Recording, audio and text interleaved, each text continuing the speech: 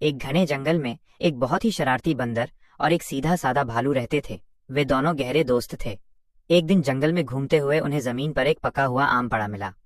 आम देखकर बंदर की लार टपक पड़ी और उसने तुरंत उसे उठा लिया। भालू ने कहा, दोस्त, हम दोनों इसे साथ में खाएंगे। लेकिन बंदर ने कहा, नहीं, ये आम मैंने उठाया है, इसलिए ये सिर्फ मेरा है। दोनों के बीच बहस शुरू हो गई। वे एक दूसरे पर चिल्लाने लगे।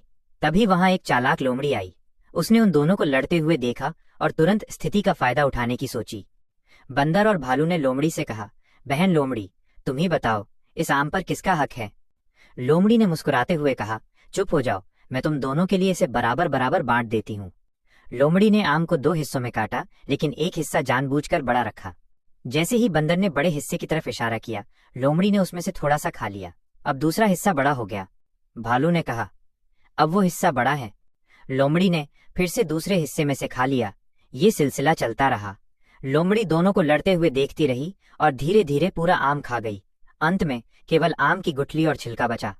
लोमड़ी ने हंसते हुए कहा, ये लो, तुम दोनों की लड़ाई का फल।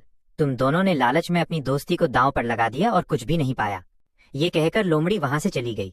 बंदर और भालू बहुत शर्मिंदा हुए। उन्हें एहसास हुआ कि उन्होंने अपनी दोस्ती की परवाह नहीं की और इसी का फायदा चालाक लोमड़ी ने उठा लिया। सीख, छोटी छोटी चीजों के लिए दोस्तों से लड़ना नहीं चाहिए। मिल बांटकर काम करने और प्यार से रहने में ही असली खुशी मिलती है।